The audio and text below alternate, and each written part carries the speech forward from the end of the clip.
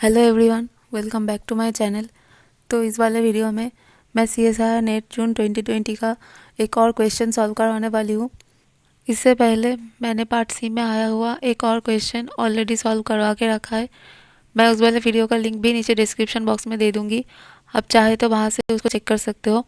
So the question is the excess molar entropy of mixing of liquid A with liquid B is minus of RlN2. The experimentally observed change in entropy upon mixing 1 mole of liquid A with 1 mole of liquid B is। तो यहाँ पे कहा गया है कि अगर liquid A को liquid B के साथ मिक्स किया जाए तो उस वाले मिक्सिंग के लिए जो एक्सेस मोलर एंट्रोपी होता है वो है -RlN2। तो अगर हम लोग 1 मोल ऑफ लिक्विड A को 1 मोल ऑफ लिक्विड B के साथ मिक्स कर ले तो जो experimentally observed change in entropy होगा वो कितना होगा। तो ये वाला क्वेश्चन वैसे तो काफ़ी आसान है, लेकिन यहाँ पे ये जो एक टर्म प्रेजेंट है एक्सेस मोलर एंट्रोपी, तो इस मोलर टर्म के प्रेजेंट होने के कारण ये वाला क्वेश्चन थोड़ा सा ट्रिकी हो गया है और इसी वजह से बहुत सारे लोगों का ये वाला क्वेश्चन गलत हुआ था। तो चेंज इन एंट्रोपी क्या होता है, delta S is equals to minus of n R summation of x i l n x i, जहाँ पे एन क्या होता है total number of moles, total number of moles, और एक्स आई क्या होता है mole fraction of the ith component, mole fraction of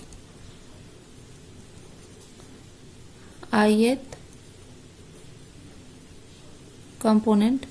तो यहाँ पे टोटल नंबर ऑफ मोल्स कितना है, ए के लिए 1 मोल और बी के लिए 1 मोल, तो टोटल है 2 moles is equals to 2 moles.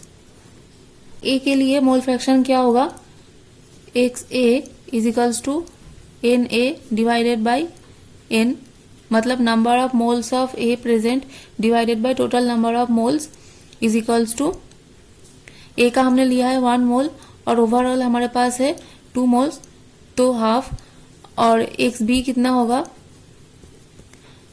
N B by n, मतलब number of moles of be present divided by total number of moles.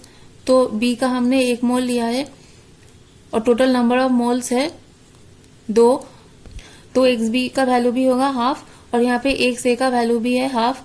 तो इसको अगर हम यहाँ पे फॉर्मूले में पुट करें तो क्या मिलेगा, delta S is equals to minus of n R x A l n x A plus x B ln of xb is equals to minus of total number of moles है 2, तो 2r into x A half ln half plus half ln half.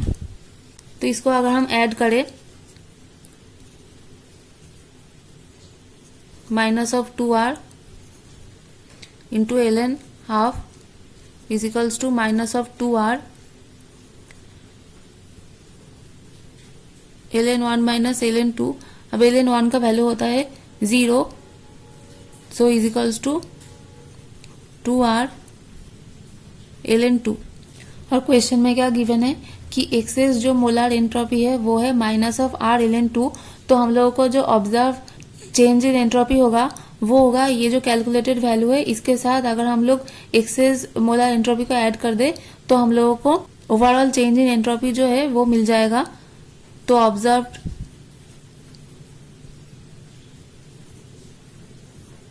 Change in entropy is equals to calculated plus excess. तो हमने कितना calculate किया 2r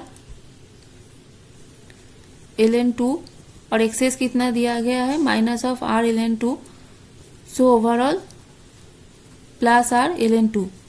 तो अगर आपने ऐसा किया है तो इस वाले को पहले लिख लो, फिर उसके बाद यहाँ पे ऐसे करके एक बड़ा सा क्रॉस लगाना, क्योंकि यही वाली गलती बहुत सारे लोगों ने एग्जाम में किया था। यहाँ पे जो गलत है वो क्या है कि हम लोगों को जो एक्सेस एंट्रोपी प्रोवाइडेड है वो है मोलर एंट्रोपी, है ना। तो माइनस आर ln 2 ये जो वैल्यू है ये है एक्सेस मोलर एंट्रोपी। तो ये जो मोलर है इसका मतलब क्या होता है, पर मोल। तो यहाँ पे जो ये एक्सेस मोलर एंट्रोपी है ये है 1 मोल के लिए, और हम लोगों ने ये जो चेंज इन एंट्रोपी डेल्टा इसका वैल्यू निकाला है 2r ln 2 ये है 2 मोल के लिए। टोटल नंबर ऑफ मोल से अगर हम इसको डिवाइड कर दे, फिर उसके बाद अगर हम लोग इसको एक्सेस के साथ ऐड करते तो फिर वो होता है हमारा correct answer. Observed is equals to